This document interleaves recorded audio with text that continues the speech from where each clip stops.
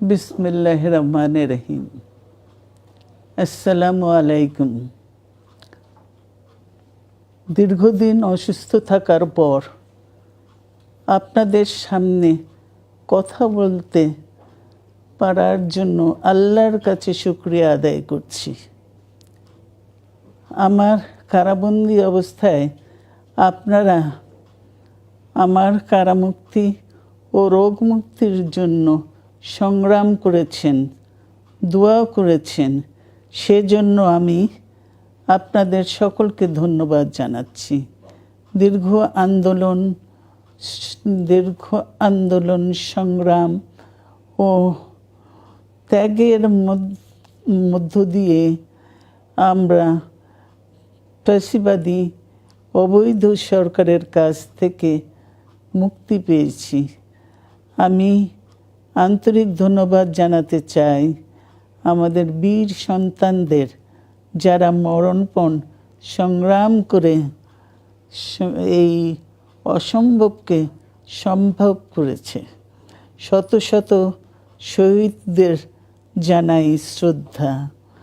এ বিজয় আমাদের নতুন সম্ভাবনা নিয়ে এসেছে।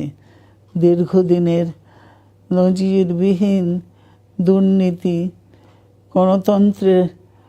গণতন্ত্রের ধ্বংসের স্তূপের মধ্য থেকে আমাদের নির্মাণ করতে হবে এক সমৃদ্ধ বাংলাদেশ। ছাত্র তরুণরাই আমাদের ভবিষ্যৎ। তরুণরা এই যে স্বপ্ন নিয়ে বুকের রক্ত ঢেলে দিয়েছে, সেই স্বপ্ন বাস্তবায়নে করতে মেধা, যোগ্যতা, জ্ঞান ভিত্তিক গণতান্ত্রিক বাংলাদেশ গড়ে তুলতে হবে। শোষণহীন সমৃদ্ধ বাংলাদেশ। সকল ধর্মের গোত্রের অধিকার নিশ্চিত করতে হবে। শান্তি,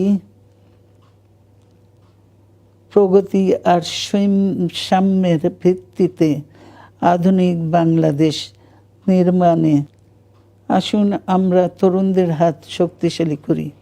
ধ্বংস নয়, প্রতিশোধ নয়, প্রতিহিংসা নয়, ভালোবাসা, শান্তি ও জ্ঞান ভিত্তিক সমাজ গড়ে তুলি। আল্লাহ হাফেজ। বাংলাদেশ জিন্দাবাদ।